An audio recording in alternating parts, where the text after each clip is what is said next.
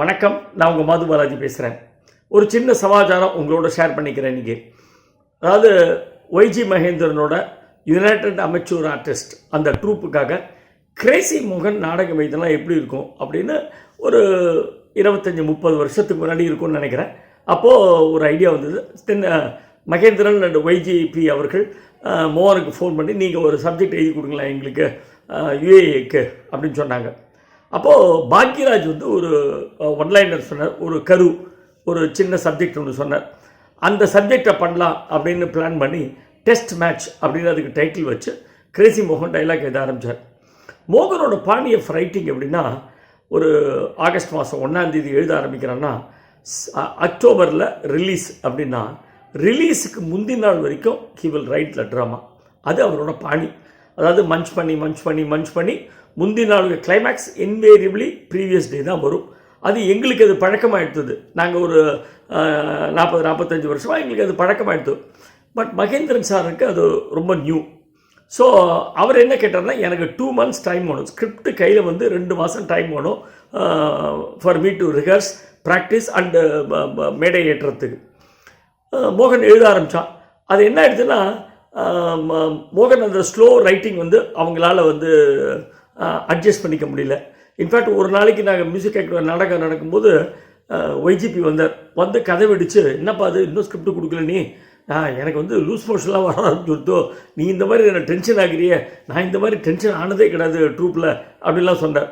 ஏன்னா அவர் மோகனை நம்பி ஒரு பெரிய அட்வர்டைஸ்மெண்ட் ஒன்று கொடுத்துட்டார் ஹிந்துவில். ஒரு பிரமாதமான அன்னி தேதிக்கு அது ரொம்ப எக்ஸ்பென்சிவ்.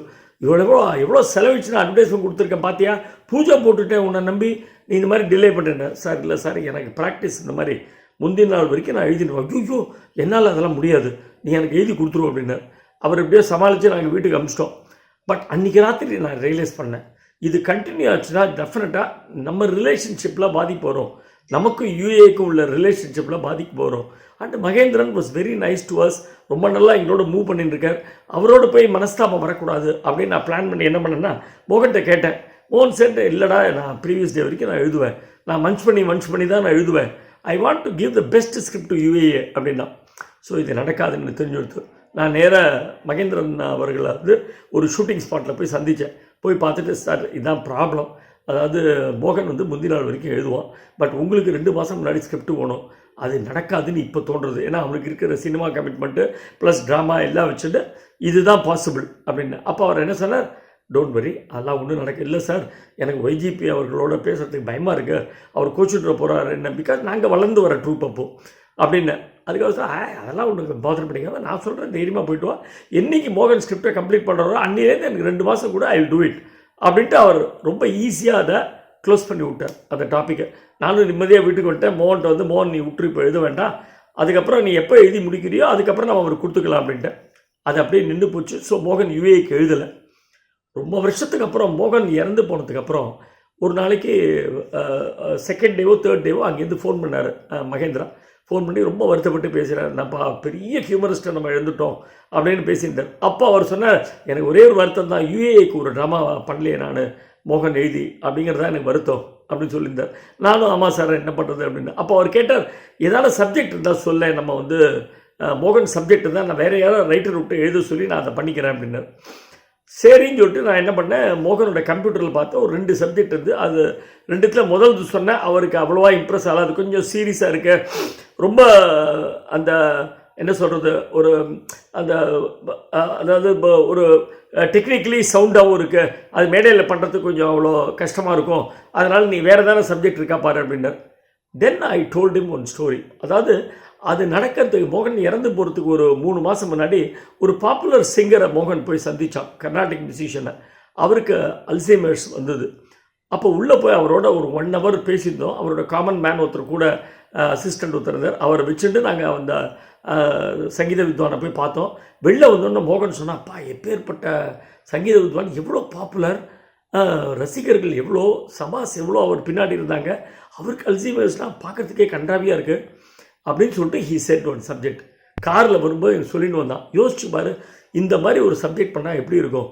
அதாவது ஏ பாப்புலர் மேன், மிகப்பெரிய மியூசிஷியன் லைக் ஜிஎம்பி, அரியக்குடி அந்த மாதிரி இருக்கிற ஒரு மியூசிஷியன், எடுத்த உடனே அவன் வந்து பத்மவிபூஷன் அவார்டு வாங்கிட்டு வீட்டுக்குள்ளே வரான். வாசல் அப்பேற்பட்ட ரசிகர்கள் 1000 2000 பேர் நிற்கிறாங்க.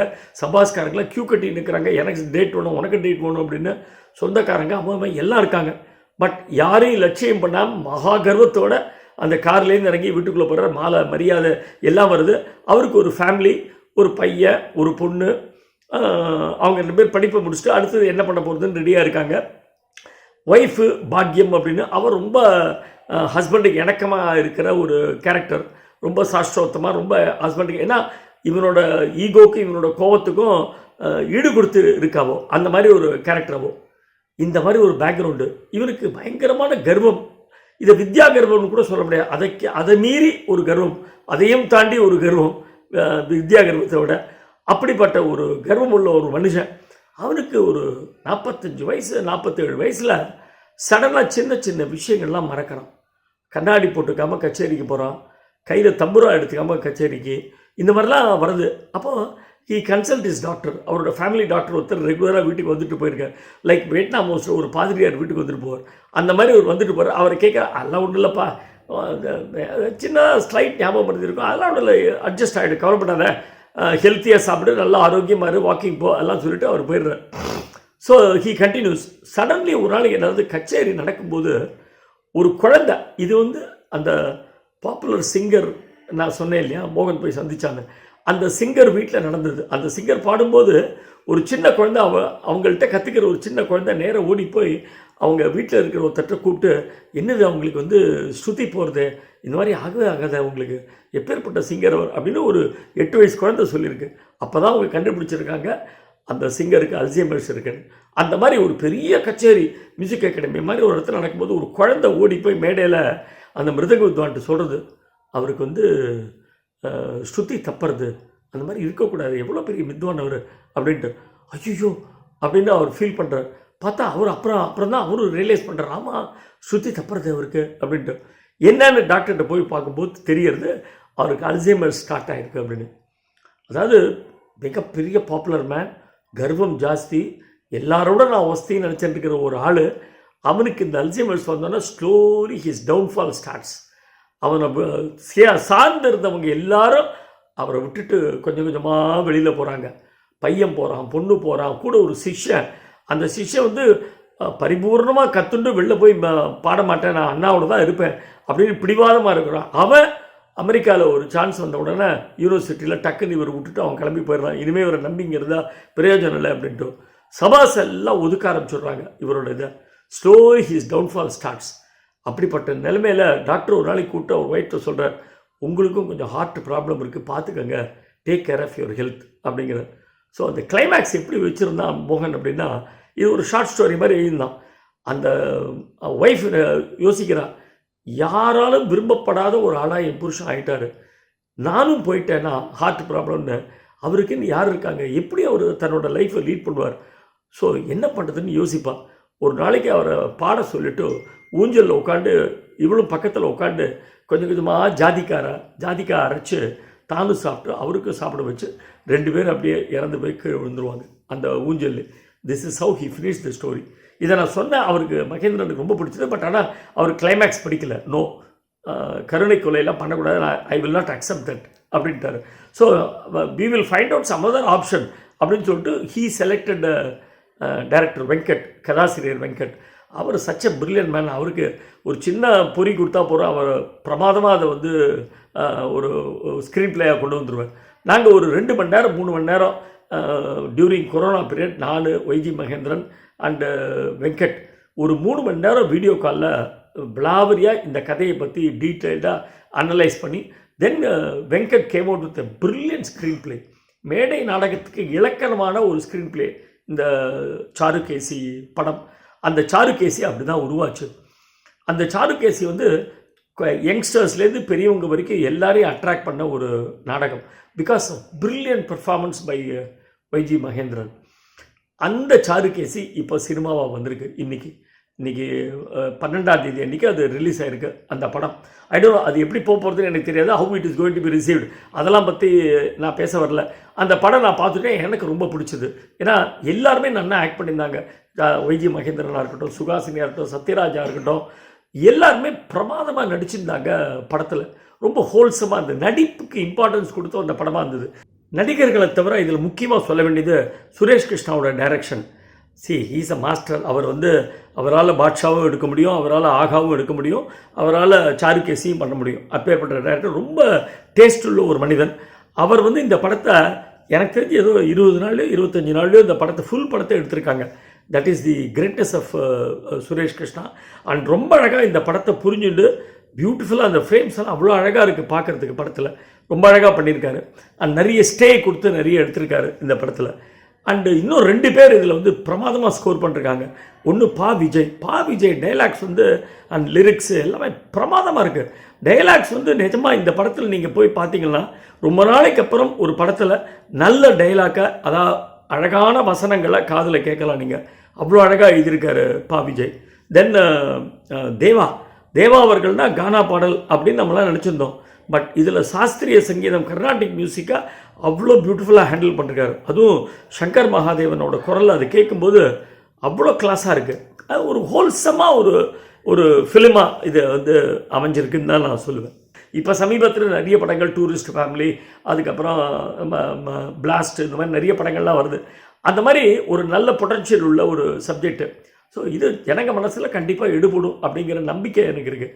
பட் எனக்கு ஒரே ஒரு சந்தோஷம் என்னென்னா, கிரேசி மோகன் யுனைடெட் அமைச்சர் ஆர்டிஸ்ட் ஒய்ஜி மகேந்திரன் ட்ரூப்புக்கு ஒய்ஜிபி அவர்களுக்கு ஒரு சப்ஜெக்ட் எழுதுன்னு சொன்னால் அது எழுத முடியாமல் போயிடுது. பட் மோகன் ஒரு சப்ஜெக்ட் இன்னைக்கு அது சாருகேசியாக அந்த ட்ரூப்பு எடுத்து போட்டு கிட்டத்தட்ட 100 ஷோக்கு மேலே போட்டுட்டாங்க. இன்றைக்கி அது படமாகவும் ஆகியிருக்கு. அதுதான் எனக்கு பரம சந்தோஷம். மோகனுக்கு இதோட பெஸ்ட் ட்ரிபியூட் இருக்க முடியாது. அண்ட் மோகன் டெஃபினெட்லி இன்றைக்கி இதை சொர்க்கத்தில் உட்காந்து கேள்விப்பட்டேன்னா he will be very happy. Because தன்னுடைய சப்ஜெக்ட் ஒன்று தான் இல்லாத போது அது மேடை ஏற்றி அது ஒரு ட்ரூப்புக்கு பெரிய அங்கீகாரம் கொடுத்துருக்கு. ப்ளஸ் அது சினிமாவும் இப்போ வந்திருக்கு அப்படின்னா மிகப்பெரிய ஒரு சந்தோஷமாக இருக்கும். ஏன்னா அதை டைரக்ட் பண்ணது திரு சுரேஷ் கிருஷ்ணா அவர்கள். அவருக்கு தெரியுமான்னு தெரியல, மோகனோட சப்ஜெக்ட்டுன்னு தெரியுமான்னு தெரியல. But Suresh Krishna will be definitely very happy because he was associated with Mogan for a lot of projects and especially ஆகா அவருக்கு ரொம்ப பிடிச்ச ஒரு படம், மோகனோட அசோசியேட் பண்ணி அவர் பண்ண படம். ஸோ இன்றைக்கி இந்த ரிலீஸ் டேட் அன்றைக்கி எனக்கு ரொம்ப சந்தோஷமாக இருக்குது. நான் இன்றைக்கி என் ஃபேமிலியில் ஒரு 25 பேரை இன்றைக்கி அந்த படத்துக்கு அனுப்புகிறேன் பார்க்க சொல்லி, just to see the film because it is Mohan's ஒரு பொறி, அவர் கொடுத்த ஒரு கரு, அவர் கொடுத்த ஒரு சின்ன சப்ஜெக்ட், அதை எப்படி வேணால் நம்ம சொல்லலாம். அதுதான் இன்றைக்கி பெரிய படமாக விசுருவை எடுத்து உங்கள் முன்னாடி வந்திருக்கு. Thank you very much. I just wanted to share this experience by me. இது நான் சொல்லணும், கண்டிப்பாக ஜனங்களுக்கு தெரியப்படுத்தணும் அப்படிங்கிறதுக்காக சொல்கிறேன். ஏன்னா மோகனோட விஷயம் ஒன்று இன்றைக்கி நடந்திருக்கு, நல்ல விஷயமாக நடந்திருக்கு, அவன் இல்லாத போது நடந்திருக்கு. ஸோ அதுவும் close to his anniversary, 7th anniversary 10ஆம் தேதி அன்றைக்கி முடிஞ்சது. இன்றைக்கி 12ஆம் தேதி அன்றைக்கி இந்த படம் ரிலீஸ். இதோட சந்தோஷம் எனக்கு வேறு என்ன இருக்க முடியும். Thank you very much. அடுத்த நில் கவனி கிரேசியில் உங்களை சந்திக்கிறேன். அது வரைக்கும் வர்த்தா.